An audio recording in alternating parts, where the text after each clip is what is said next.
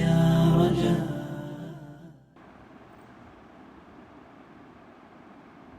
أعوذ بالله من الشيطان الرجيم.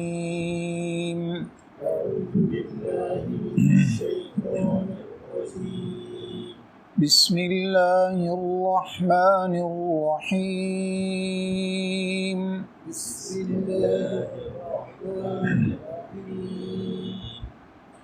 ولما جاءهم كتاب من عند الله مصدق لما معهم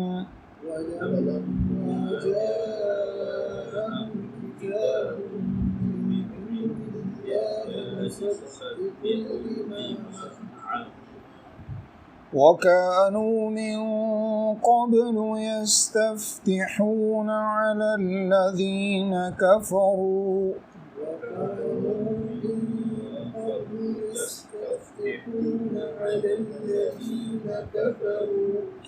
فلما جاءهم ما عرفوا كفروا به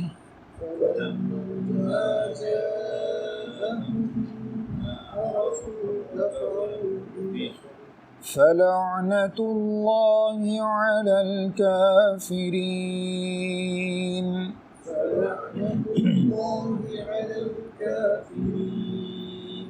بئس ما اشتروا به أنفسهم أن يكفروا بما أنزل الله. بئس ما اشتروا به أنفسهم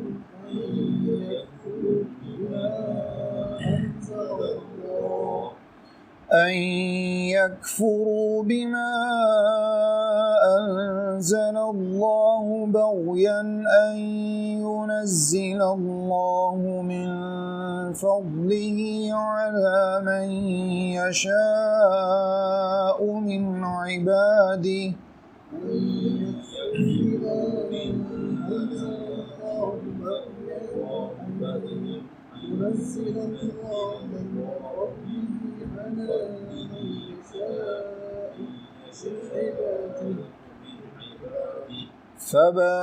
فباءوا بغضب على غضب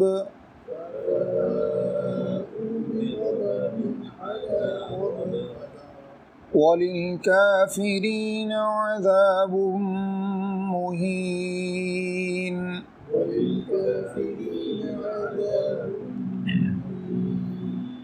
وإذا قيل لهم آمنوا بما أنزل الله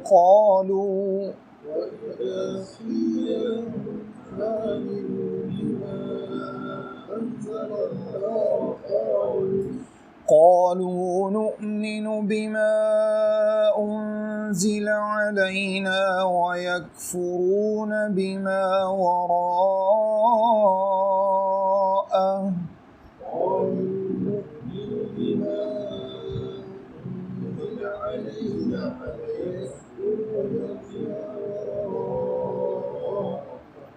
وهو الحق مصدقا لما معهم.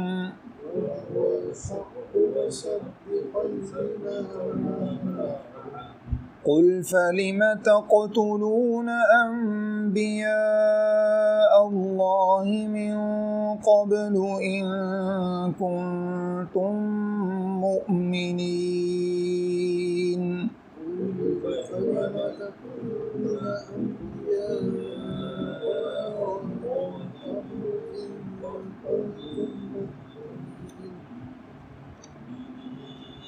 صدق الله العظيم.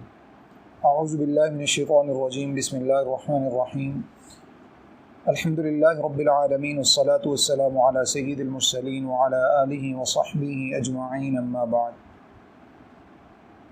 वलम्मा जाअहुम किताबुम मिन इंदिल्लाहि, और जब उनके पास अल्लाह ताला की तरफ से किताब आन पहुँची, मुसद्दिक़ुल लिमा मअहुम, जो उस चीज़ की तस्दीक करने वाली थी जो उनके पास पहले से मौजूद है।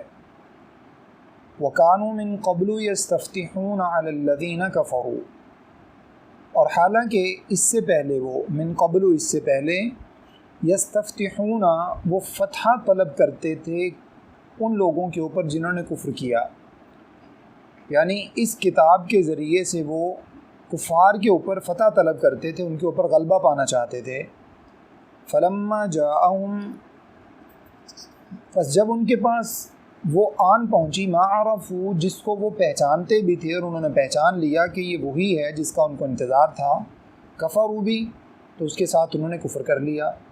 फ़लअनतुल्लाहि अलल काफ़िरीन, तो अल्लाह ताला की लानत है ऐसे काफिरों पर। गुज़श्ता से पेवस्ता जो बनी इसराइल के अहवाल अल्लाह रब्बुल इज़्ज़त ने बयान फरमाए और ख़ास तौर पे उसमें यहूद का जो वतीरा था अल्लाह ताला ने उसका तज़किरा फ़रमाया है, उसी के बारे में आगे अल्लाह रब्बुल इज़्ज़त ने फरमाया कि ये वो लोग हैं कि जब इनके पास अल्लाह ताला की तरफ से कुरान मजीद नाजिल हुआ और इनके पास पहुँचा, इनको कुरान का पैगाम मिला, रसूलुल्लाह सल्लल्लाहु अलैहि वसल्लम ने इनको इस्लाम की तरफ दावत दी, ख़ास तौर पे जब आप मदीना हिजरत करके तशरीफ़ लाए उसके बाद। अब ये कुरान मजीद वो किताब है जिसने उस चीज़ की तस्दीक भी की जो इनके पास पहले से मौजूद थी, मतलब तौरात जो इनके पास पहले से मौजूद थी, किताब ने उसकी, कुरान मजीद ने उसकी तस्दीक की, बताया कि वो किताब भी अल्लाह ताला की तरफ से नाजिल करदा थी, इन लोगों की तहरीफ से पहले के तमाम अहकाम अल्लाह की तरफ से नाजिल करते थे। और उससे पहले की सूरत हाल ये थी कि जब कभी औस और ख़ज़रज के साथ इन लोगों की लड़ाई झगड़ा होता, यहूद का, औस और ख़ज़रज जो कि मुशरिकीन थे, ख़ास तौर पे अरबों के कबीले थे और जो कि शिरक में मुब्तला थे ये लोग भी, इनके साथ कभी इनका लड़ाई झगड़ा होता तो ये औस और ख़ज़रज को जाके कहते, उनको जाकर कहते कि हमारे पास तो एक नबी आने वाले हैं जिसका तौरात में हमसे वादा किया गया है और उनके साथ किताब भी होगी, और उसके ज़रिए जब वो नबी आएंगे तो वो हमारी मदद करेंगे और हम उसके ज़रिए तुम लोगों पर गलबा पा लेंगे। वकानू मिन क़ब्लु यस्तफ्तिहून अलल्लज़ीना कफ़रू, इससे पहले वो उन लोगों पर फ़तह तलब करते थे, फ़तह पाना चाहते थे, उनके ऊपर गलबा हासिल करना चाहते थे नबी अलैहिस्सलाम का नाम लेकर। और बाज़ रिवायात के अंदर तो यहाँ तक मौजूद है तफसीरी रिवायात में कि ये नबी अलैहिस्सलाम का नाम लेकर मदद भी तलब किया करते, यानी अल्लाह से आप सल्लल्लाहु अलैहि वसल्लम के वसीले से भी दुआ मांगने की कोशिश किया करते। तारीख़ उसमें तफसीर तबरी वगैरह के अंदर ये रिवायात मौजूद है। और उसके बाद जब ये इन लोगों के पास ये किताब आन पहुँची, अल्लाह रब्बुल इज़्ज़त ने नाजिल फरमाई, मोहम्मद सल्लल्लाहु अलैहि वसल्लम जो है वो उन्होंने अल्लाह ताला का पैगाम इन लोगों तक पहुँचाया। अब पैगाम पहुँचाने के बाद फिर क्या हुआ, अल्लाह ने फरमाया फलम्मा जाअहुम मा अरफू, जब इनके पास वो किताब आन पहुँची, वो नबी अलैहिस्सलाम भी आन पहुँचे जिस नबी अलैहिस्सलाम को भी पहचानते थे, जिस किताब को भी पहचानते थे। औस और ख़ज़रज के मुकाबले में इन लोगों का जो मकाम था बज़ाहिर इस एतबार से ये ज़रा उनसे बेहतर थे क्योंकि ये अहले किताब थे। अहले किताब होने के नाते से अल्लाह ताला के किताब को, किताब के अहकामात को और इसी तरह से तारीख़ को, सीयर को और अम्बिया के अहवाल को ये उन लोगों से ज़्यादा जानते थे।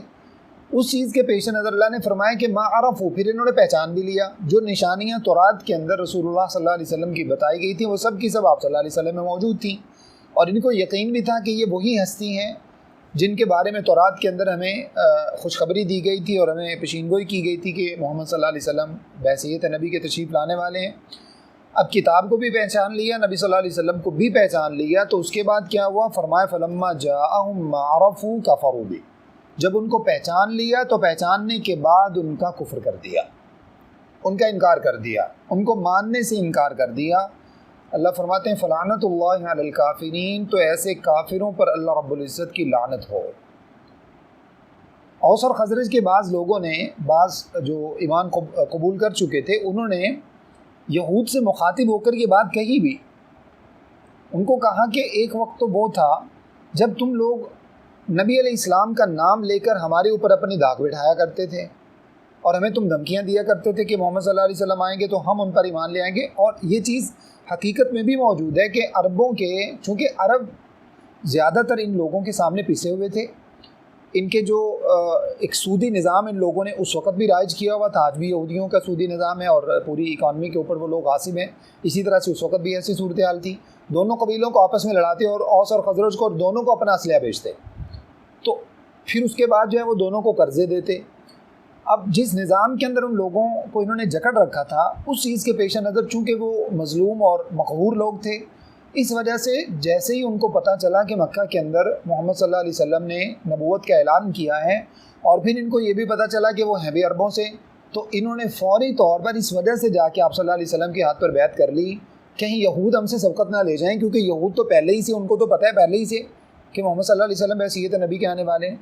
अब इन सारी बातों को देखा जाए तो यहूद को तो हर चीज़ का पता है पहले ही से, एक एक चीज़ को वो जानते हैं, उसका इल्म उनके पास मौजूद है, उनकी किताब के अंदर उसके बारे में बाकायदा ख़बरें मौजूद हैं कि मोहम्मद सल्लल्लाहु अलैहि वसल्लम तशरीफ़ लाएंगे, किताब लेकर आएंगे, वो अल्लाह के आखिरी नबी होंगे, ये सब कुछ मौजूद है। मगर इस सब के बावजूद इन्होंने क्या किया, इनकार किया। तो औस और खजरज के लोगों ने पूछा कि एक वक्त तो वो था, तुम हमारे ऊपर जो है वो अपना भरम दिखाने की कोशिश करते थे कि हम मोहम्मद सल्लल्लाहु अलैहि वसल्लम पर ईमान ले आएंगे, अब हम तो ईमान ला भी चुके और तुम लोग अभी तक भी पसो पेश का मुजाहरा कर रहे हो, अभी तक भी ईमान लाने को तैयार नहीं हो। अल्लाह ने फरमाया बि'सा मश्तरऊ बिही अनफुसहुम, कितना ही बुरा है वो सौदा जो इन लोगों ने ख़रीदा अपने नफ्सों के बदले में। जिस चीज़ को इन्होंने ख़रीदा, किस चीज़ को ख़रीदा जिसके बदले में इन्होंने अपने नफ्सों को बेच दिया है, वो क्या है, जहन्नम का सौदा इन लोगों ने कर लिया, कुफ्र को इन लोगों ने पसंद कर लिया। अन यकफुरू, कौन सा सौदा है, कौन सी तिजारत है जो इन लोगों ने की और जो इनके लिए बहुत ही बुरी साबित होगी। अन यकफुरू, कि वो इनकार कर रहे हैं, कुफ्र कर रहे हैं, बिमा अंज़लल्लाह, उस चीज़ का जो अल्लाह रब्बुल इज़्ज़त ने नाजिल फरमाई है। बग़यन अन युनज़्ज़िलल्लाहु मिन फ़ज़लिही अला मन यशाअ मिन इबादिही, किस वजह से ये कर रहे हैं, बग़यन, सरकशी की वजह से, ज़िद की वजह से। इनको ज़िद है कि मोहम्मद सल्लल्लाहु अलैहि वसल्लम हमारी कौम में से क्यों तशरीफ़ नहीं लाए। अन युनज़्ज़िलल्लाहु मिन फ़ज़लिही अला मन यशाअ मिन इबादिही, और इनको एतराज़ क्या है कि अल्लाह रब्बुल इज़्ज़त जिसके ऊपर चाहें अपना फ़ज़ल नाजिल फरमा देते हैं। ये अल्लाह रब्बुल इज़्ज़त की मर्ज़ी है कि अल्लाह जिस पर चाहें अपना फ़ज़ल नाजिल फरमा दें। फ़बाऊ बिग़ज़बिन अला ग़ज़ब, अल्लाह फरमाते हैं कि इन्हीं अपने आमाल और करतूतों की बिना पर जो इन्होंने इस तरह की जो है ना वो गलतियों पर गलतियाँ की और हमेशा अल्लाह ताला की शरीयत का, अल्लाह ताला की भेजी हुए अम्बिया का इनकार करते रहे, उसकी वजह से अल्लाह फरमाते हैं कि ये गज़ब पर गज़ब के साथ ये लोग लौटे। गज़ब पर गज़ब का मतलब है कि इनके ऊपर अल्लाह ताला की तरफ से बार बार अल्लाह ताला का गज़ब इनके ऊपर नाजिल हुआ। और ये बज़ाहिर तो दो अल्फाज हैं, बिग़ज़बिन अला ग़ज़ब, इसका मतलब ये नहीं कि एक के बाद एक गज़ब, बल्कि इसका मतलब है कि पे दर पे गज़ब का एक तसलसल है जो इन लोगों के ऊपर अल्लाह ताला की तरफ से नाजिल हुआ। अल्लाह की नाराज़गी इन लोगों ने मोल ली। वलिल काफ़िरीन अज़ाबुम मुहीन, और काफिरों के लिए तो बहुत ही रुस्वा कुन अज़ाब है।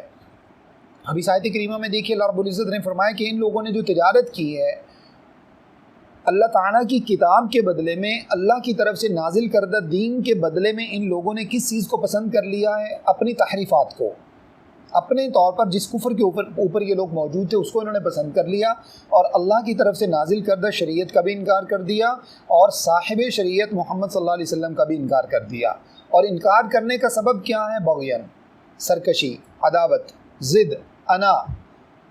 बुनियादी तौर पर क्या मसला था, अल्लाह रब्बुल इज़्ज़त ने बहुत से अम्बिया को बनी इसराइल के अंदर मबूस फरमाया, बहुत से अम्बिया को। जैसे इब्राहीम अलैहिस्सलाम के बाद अगर देखा जाए तो इसहाक़ अलैहिस्सलाम और याकूब अलैहिस्सलाम, फिर आपकी औलादें, और आगे एक लंबा सिलसिला है। लेकिन दूसरी तरफ इब्राहीम अलैहिस्सलाम के बाद इस्माईल अलैहिस्सलाम और आपके बाद अरबों के अंदर फिर कोई नबी नहीं आया। इस्माईल अलैहिस्सलाम को इब्राहीम अलैहिस्सलाम ने अल्लाह ताला के हुक्म के साथ मक्का में जाकर आबाद किया, जिसकी तफसीलात सूरह इब्राहीम वगैरह के अंदर मौजूद हैं, सूरह बकरा के अंदर मौजूद है, वहाँ जाके आबाद किया। अब इस्माईल अलैहिस्सलाम ने अरबों में शादी की, पहली शादी भी अरबों में हुई, दूसरी शादी भी अरबों में हुई, इसकी तफसीलात हैं। इस्माईल अलैहिस्सलाम के बाद अरबों में मोहम्मद सल्लल्लाहु अलैहि वसल्लम तक कोई दूसरा नबी नहीं आया। जबकि दूसरी तरफ याकूब अलैहिस्सलाम के 12 बेटे, जिनकी तरफ बनी इसराइल के 12 कबीले मंसूब और मुंसलिक किए जाते हैं, और उसके बाद एक तसलसल है नबियों का जो ईसा अलैहिस्सलाम तक पहुंचता है। उसके पीछे जो है वो शुएब अलैहिस्सलाम है, मूसा अलैहिस्सलाम है, हारून अलैहिस्सलाम है, याहिया अलैहिस्सलाम है, ज़करिया अलैहिस्सलाम है। एक तसलसल है अम्बिया का, ये सब के सब बनी इसराइल के अंदर तशरीफ़ ला रहे हैं। और दूसरी तरफ बनु इस्माईल के अंदर इस्माईल अलैहिस्सलाम के बाद मोहम्मद सल्लल्लाहु अलैहि वसल्लम से पहले बीच में कोई नबी जो है वो तशरीफ़ नहीं लाए। अब इन लोगों को ज़िद किस बात की है कि मोहम्मद सल्लल्लाहु अलैहि वसल्लम बनु इसराइल में से क्यों नहीं आए, बनु इस्माईल में से क्यों आ गए हैं, ये ज़िद है।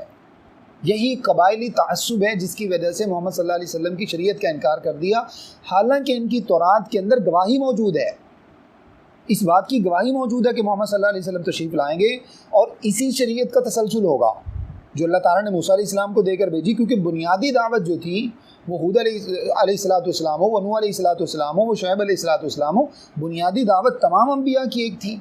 उसी बुनियादी दावत के साथ ही मोहम्मद सल्लल्लाहु अलैहि वसल्लम तशरीफ़ लाए हैं और उसके अंदर जो है वो कुछ जुज़ियात के अंदर पार्टिकुलरली कुछ इख्तिलाफ़ात जो है ना, वो इख्तिलाफ़ात भी नहीं कहना चाहिए, कुछ चीज़ों के अंदर जो है वो अलग अहकाम हो सकते हैं। बाकी बुनियादी जो शरीयत है, अल्लाह ताला के बारे में ईमान, फ़रिश्तों पर ईमान, क़यामत पर ईमान, जन्नत पर ईमान, जहन्नम के ऊपर ईमान, ये सब चीज़ें तो मुश्तरका हैं तमाम अदियान के अंदर जो अल्लाह रब्बुल इज़्ज़त ने नाज़िल फरमाए हैं। तो इस चीज़ के पेश नज़र इनको तो चाहिए था कि ये फ़ौरी तौर पर सबसे पहले मोहम्मद सल्लल्लाहु अलैहि वसल्लम की शरीयत को मानते, चूँकि अहले किताब थे, लेकिन इन लोगों ने इनकार कर दिया सिर्फ़ और सिर्फ ज़िद की वजह से। अल्लाह ने जो फरमाया ना पिछली आयत में, मा अरफ़ू, हालांकि जानते थे, उसको पहचान भी लिया इन्होंने, निशानियों से अंदाज़ा लगा लिया कि आप सल्लल्लाहु अलैहि वसल्लम अल्लाह के नबी हैं। और जो किताब आप लेकर आए हैं वो किताब, जैसे इब्तदा में सुराक़ा बिन मालिक जो थे, जिनके पास खदीजा रज़ी अल्लाह ताला अन्हा जो है ना वो लेकर गई थी उनको, अफ़वन वर्क़ा बिन नौफ़ल, सुराक़ा बिन मालिक वो दूसरे थे, वर्क़ा बिन नौफ़ल जिनके पास खदीजा रज़ी अल्लाह अन्हा अल्लाह के नबी सल्लल्लाहु अलैहि वसल्लम को इब्तिदा में लेकर गई जब आप सल्लल्लाहु अलैहि वसल्लम पर पहली वही नाजिल हुई और आप सल्लल्लाहु अलैहि वसल्लम बहुत सहमे हुए थे, बहुत आप सल्लल्लाहु अलैहि वसल्लम जो है वो एक मतलब तभी तौर पर परेशानी और खौफ का शिकार थे। अभी तक आप सल्लल्लाहु अलैहि वसल्लम को जो है ना वो इस बात का सही माना में अंदाज़ा नहीं हो पा रहा था कि ये क्या माजरा है फ़रिश्ते का आना, चूँकि आप सल्लल्लाहु अलैहि वसल्लम के साथ और वही का आना कोई आसान बात नहीं होती। आप सल्लल्लाहु अलैहि वसल्लम पर जब वही नाजिल होती, और हदीस के अंदर मौजूद है कि आप सल्लल्लाहु अलैहि वसल्लम अक्सर पसीने में शराबूर हो जाते, चूँकि फ़रिश्ते का आना और फिर अल्लाह ताला के कलाम का एक असर और ये सब चीज़ें जो है ना वो एक तक़द्दुस का एक आलम है, जिसकी वजह से आप सल्लल्लाहु अलैहि वसल्लम की जो है ना वो तबीयत के ऊपर उसके असरात होते। इसी वजह से आप सल्लल्लाहु अलैहि वसल्लम जो है ना वो फ़ौरन आपने फरमाया कि ज़म्मिलूनी, मुझे कंबल उड़ा दो, चादर उड़ा दो। तो अल्लाह ताला ने फरमाया या अय्युहल मुज़्ज़म्मिल, ए कंबल ओढ़ने वाले, कुमिल लैला इल्ला क़लीला, रात को कम सोइए और उठकर दूसरी जगह फरमाया या अय्युहल मुद्दस्सिर क़ुम फ़अन्ज़िर, उठिए और लोगों को जाकर डराइए। तो अल्लाह ताला की तरफ से उसके बाद वही का एक तसलसल शुरू हो गया। तो वर्क़ा बिन नौफ़ल जो थे उन्होंने वो यहूदियत के एक आलिम थे, जब उनके पास आप सल्लल्लाहु अलैहि वसल्लम के बारे में ख़बर पहुंची तो वर्क़ा बिन नौफ़ल कहने लगे कि काश मैं उस वक्त मौजूद होता जब आपके लोग आपको हिजरत करने पर अपना इलाका और आबाई इलाका छोड़ने पर मजबूर कर देंगे। तो आप सल्लल्लाहु अलैहि वसल्लम ने इरशाद फरमाया कि ऐसा होगा? फरमाया हाँ ऐसा होगा, क्योंकि जो भी इस पैगाम के साथ आया उसके साथ उसकी कौम ने ये किया है और आपके साथ भी ऐसा होगा, और काश मैं उस वक्त मौजूद होता और मैं आपका साथ देता। तो खैर मकसद कहने का ये, इसी तरह से अब्दुल्लाह बिन सलाम रज़ी अल्लाह ताला अन्हु जो कि यहूदी आलिम थे और अल्लाह रब्बुल इज़्ज़त ने उनको हिदायत और तौफ़ीक़ नसीब फरमाई और उन्होंने इस्लाम को कबूल किया। तो इन लोगों को तो इस्लाम कबूल करने में बाकी लोगों से ज़्यादा आगे बढ़ना चाहिए था। चीज़ आए कि ये लोग पीछे रह जाए, कौन सी चीज़ आड़े आ गई है? सिर्फ़ अपना एक कबायली तअस्सुब। क्योंकि आप सल्लल्लाहु अलैहि वसल्लम बनी इस्माइल में से क्यों तशरीफ़ लाए जबकि हम बनु इसराइल से ताल्लुक़ रखते हैं? तो इस वजह से बनु इसराइल, मैंने आपको इब्तिदा में बताया था, याकूब अलैहिस्सलाम का लक़ब है इसराइल, और आपकी औलाद में से जितने भी लोग आए उन सबको बनु इसराइल या बनी इसराइल कहा जाता है। तो ये इन लोगों ने जो है वो इनकार की वजह बनाई, चूँकि अल्लाह ने उसी का तज़किरा फरमाया, चूँकि कहने लगे कि आप अलैहिस्सलाम बनु इसराइल में से तशरीफ़ नहीं लाए, इस वजह से हम आपके ऊपर ईमान नहीं लाएँगे। और दूसरा एतराज़ क्या है? अल्लाह रब्बुल इज़्ज़त ने उस बात की जो है ना वो आगे इशारा फरमाया, अन युनज़्ज़िलल्लाहु मिन फ़ज़लिही अला मन यशाअ मिन इबादिही, अल्लाह की मर्ज़ी, अल्लाह जिसके ऊपर चाहें अपना फ़ज़ल नाजिल फरमा दें। फ़ज़ल से मुराद यहाँ पर ख़ास तौर पे नबुव्वत है, और नबुव्वत जो है वो यकीनी तौर पर कोई शख्स अपनी मेहनत से नबुव्वत के मर्तबे तक नहीं पहुँच सकता। नबुव्वत खालिसतन एक वहबी अल्लाह ताला की तरफ से एक अता करदा मकाम और ओहदा है जो अल्लाह रब्बुल इज़्ज़त ने जिसको चाहा अता फरमाया। और मोहम्मद सल्लल्लाहु अलैहि वसल्लम के बारे में जैसे कुरान में भी मौजूद है, अल्लाह रब्बुल इज़्ज़त ने फरमाया कि आप सल्लल्लाहु अलैहि वसल्लम ख़ातमुन नबिय्यीन हैं, और इसी तरह से हदीस के अंदर भी मौजूद है, आपने फरमाया कि अना ख़ातमुन नबिय्यीन ला नबिय्य बअदी, मैं सबसे आखिरी नबी हूँ और मेरे बाद कोई दूसरा नबी नहीं आएगा। अल्लाह की मर्ज़ी, अल्लाह रब्बुल इज़्ज़त ने जिस अपने बंदे के ऊपर चाहा अपना फ़ज़ल यानी अपनी नबूवत को जो है वो उसके काबिल समझा और उसको इस मकाम के ऊपर फ़ाइज़ किया, और उसको ये मकाम अल्लाह रब्बुल इज़्ज़त ने अता फ़रमाया, और उन तमाम का सरदार अल्लाह रब्बुल इज़्ज़त ने मोहम्मद सल्लल्लाहु अलैहि वसल्लम को बनाया। अब उसके बाद कोई शख्स, जब आपने ये फ़रमा दिया मोहम्मद सल्लल्लाहु अलैहि वसल्लम ने फरमा दिया कि मैं अल्लाह का आखिरी नबी हूँ, मेरे बाद कोई नबी नहीं आएगा, तो इसी तरह से जैसे ये मिर्ज़ा ग़ुलाम अहमद कादियानी जो है अल्लाह ताला की उसके ऊपर आनतें हों और उसके पैरोकारों को भी अल्लाह रब्बुल इज़्ज़त हिदायत नसीब फरमाए और वो अपने उस जो है वो ख़ुद साख्ता दीन से तौबा करके सही दीन की तरफ आ जाएँ। उसके बारे में जब तहरीक चल रही थी ख़ास तौर पर जो है वो पाकिस्तान बनने से पहले, पार्टीशन होने से पहले, तो शायद मौलाना सनाउल्लाह अमृतसरी रहमतुल्लाह अलैह या कोई दूसरे आलिम थे, उनका नाम मुझे कंफर्म नहीं है, सनाउल्लाह अमृतसरी रहमतुल्लाह अलैह, क्योंकि सबसे बड़े तहरीक रूह रवां यही थे जो इसके मुखालिफ जो है वो तहरीक ख़त्म नबूवत लेकर उठे थे और इसकी जो है ना वो इसके दजल और फ़रेब और इसके झूठ जो थे उसको लोगों के सामने एक्सपोज़ किया था। उनके सामने जब एक मरतबा ये बात पहुँची कि जनाब अगर वो आपको दलाइल दे दे कि मैं जो है ना वो अल्लाह ताला की तरफ से नबी बनाकर भेजा गया हूँ, तो फरमाने लगे कि हम उससे दलाइल क्यों मांगे?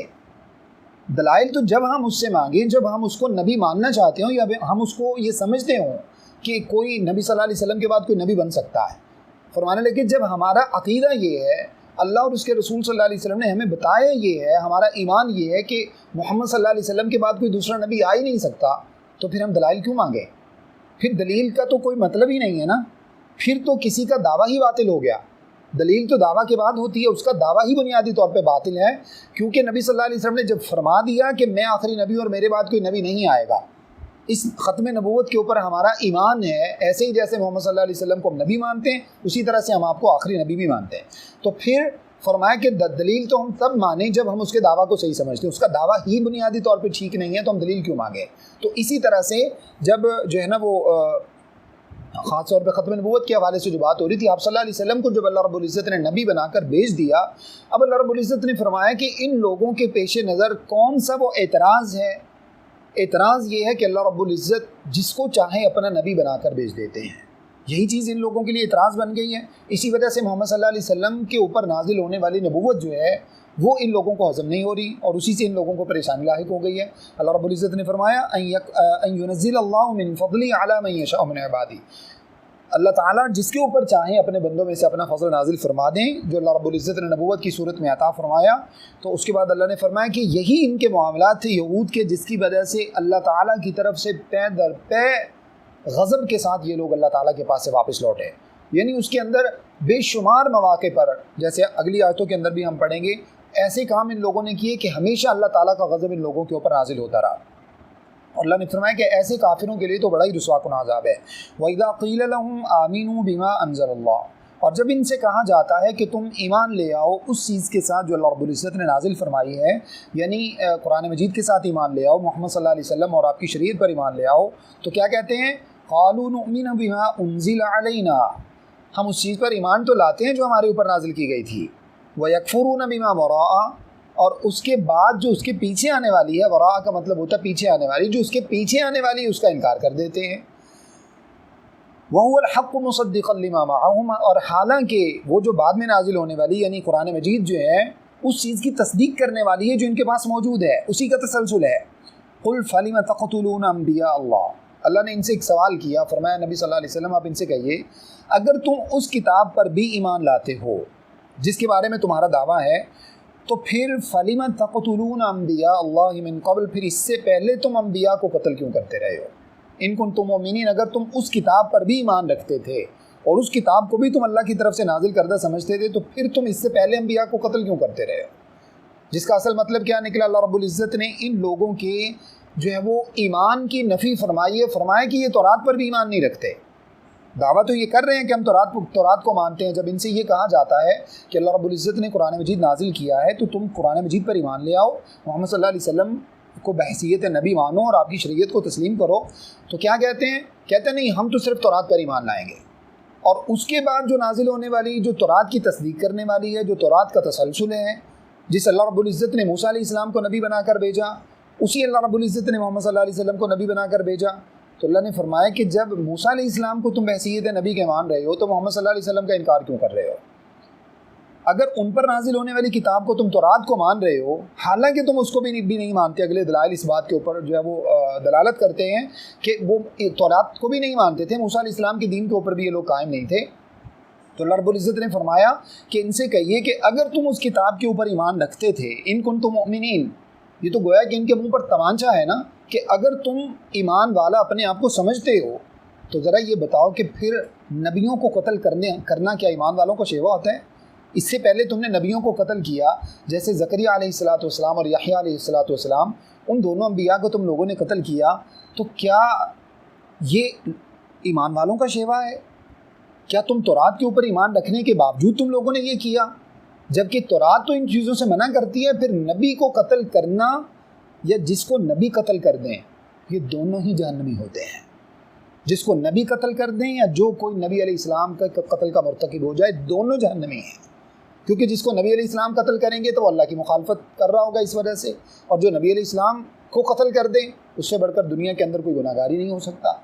तो इस वजह से अल्लाह ने फरमाया कि बताओ कि फिर तुम नबियों को कत्ल क्यों करते थे अगर तुम अपने इस दावा के अंदर सच्चे हो कि हम ईमान लाने वाले हैं। तो असल बात यह है कि जैसे तुम कुरान मजीद का इनकार कर रहे हो, इसी तरह से तुमने तौरात का भी इनकार किया है। तुमने तौरात को भी नहीं माना। अगर तुम तौरात की हिदायत को मान लेते तो तौरात तो सीधा सीधा कहती है कुरान मजीद पर ईमान ले आओ। मूसा अलैहिस्सलाम को तो सीधा पैगाम था कि मेरे बाद मोहम्मद सल्लल्लाहु अलैहि वसल्लम आएंगे, तुम उनको बहसीयत नबी के मान लेना। वलक़द जाअकुम मूसा बिलबय्यिनात, अल्लाह फरमाते हैं और तुम्हारे पास यकीनी तौर पर मूसा अलैहिस्सलाम बहुत से दलाइल लेकर आए। सुम्मा तख़ज़्तुमुल इज्ला, इसके बावजूद तुमने क्या किया? तुमने बछड़े को माबूद बना लिया। मिन बादी आप अलैहिस्सलाम के कोहे तूर पर जाने के बाद या आप अलैहिस्सलाम के दलाइल लाने के बाद, दोनों बातें मुराद हो सकती हैं। वन तुम ज़ालिमून, और तुम तो बड़े ही अपने ऊपर जुल्म करने वाले थे। अब देखिए अल्लाह रब्बुल इज़्ज़त ने ये चीज़ भी बतौर दलील के ज़िक्र फरमाई है कि तुम लोग ईमान का सिर्फ दावा कर रहे हो, इस दावा के अंदर तुम सच्चे नहीं हो।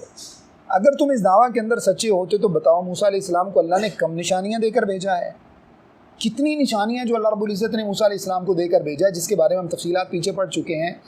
मूसा अलैहिस्सलाम के ज़रिए अल्लाह रब्बुल इज़्ज़त ने समंदर को दो हिस्सों में तकसीम कर दिया, जिसके ज़रिए से अल्लाह ने रास्ता बना के बनी इसराइल को गुजारा।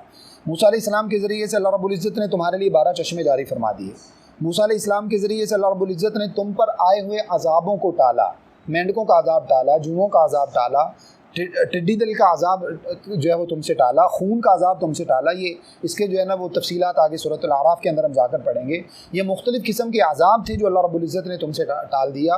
फिर इसी तरह से पीछे हमने पढ़ा कि अल्लाह रब्बुल इज़्ज़त ने इनके ऊपर कोहे तूर को ला के छतरी साहिबान की तरह खड़ा कर दिया कि अगर तुम अपनी हरकतों से बाज नहीं आओगे तो कोहे तूर तुम पर गिरा के तुम भस्म कर दिया जाएगा।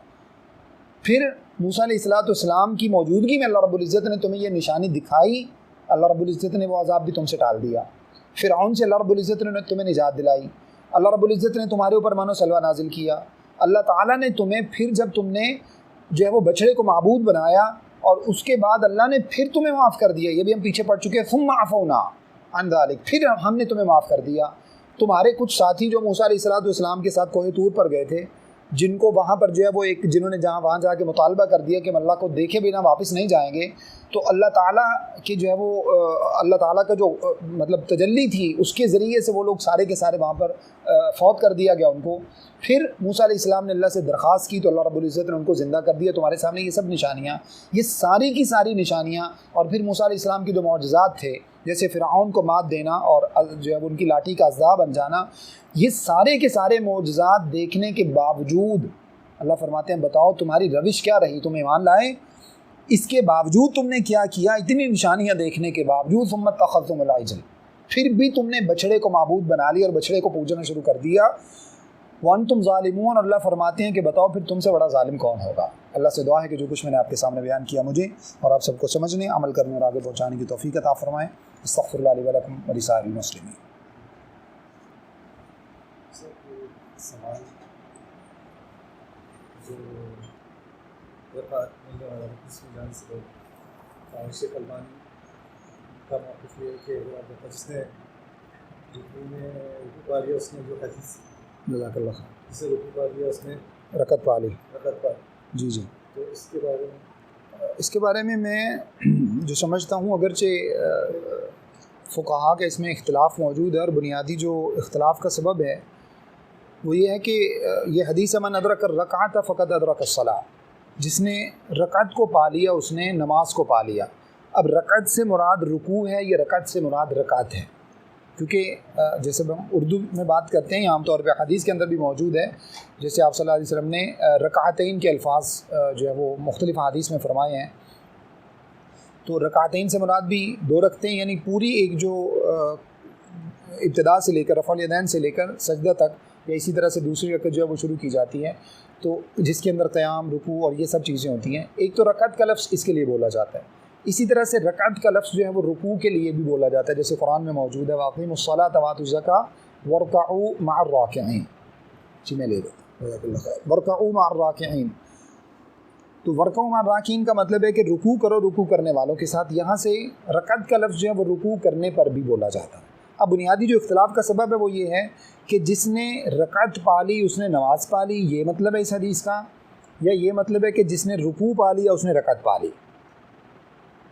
अब इस चीज़ के पेश नज़र जिन फुक़हा का मौक़िफ़ ये है कि जिसने रकत पा ली उसने नमाज पा ली, उनके नज़दीक तो यहाँ से मुराद रकत ही है। और जिन लोगों ने ये कहा कि रकत से मुराद यहाँ पर रुकू है, जिसने रुकू पा लिया उसने रकत पा ली, उनके नज़दीक भी सेम हदीसी दलील है। लेकिन इसमें एक दो चीज़ें जो मैं समझता हूँ उसमें भी फ़ुक़हा के दलाइल मौजूद हैं।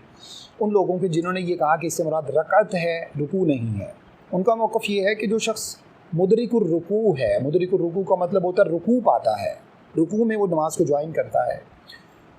दूसरी हदीस में चूँकि अल्फाज मौजूद है ला सलात लिमन लम यक़रा बिफ़ातिहतिल किताब, तो शख्स की नमाज नहीं है, नमाज से मुराद एक एक रकत है, वो रकत नहीं है जिसमें फ़ातिहा ना पढ़ी जाए। तो अब ये शख्स जिसने रुकू में नमाज को ज्वाइन किया है इसकी फ़ातिहा रह गई है, लिहाजा इसकी तो ये इस वजह से रकत काउंट नहीं होगी।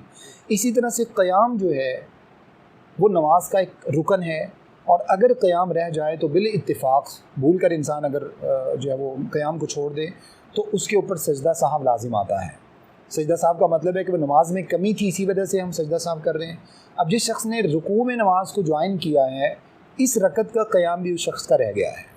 दो चीज़ें उस शख्स की जब रह गई हैं तो मैं ज़ाती तौर पर भी इसी बात को समझता हूँ, बहुत से फ़ुक़हा ने भी इसी राय को तरजीह दी है। राज मौक़िफ़ यही है कि जो शख्स रुकू में नमाज को ज्वाइन करे उसको चाहिए कि वो ये वाली रकत रिपीट करे, दोबारा इस रकत को पढ़े, क्योंकि उसका क़याम भी रह गया है और उसकी फ़ातिहा भी रह गई है। और रुकू में वो किस हालत में जो है वो ज्वाइन करता है, जैसे उसने ज्वाइन किया फ़ौरन इमाम साहब रुकू से खड़े हो गए, अब इसने तो रुकू भी कामिल नहीं किया। फिर इसी तरह से जो नमाज का खुशू खुजू है वो भी यहाँ पर बाकी नहीं रहता, नमाज के अंदर नक़्स और कमी हो जाती है। तो इस वजह से ज़्यादा बेहतर यही है कि इस रकत को दोबारा से पढ़ा जाए और इसको काउंट ना किया जाए। अल्लाहु आलम बिस्सवाब।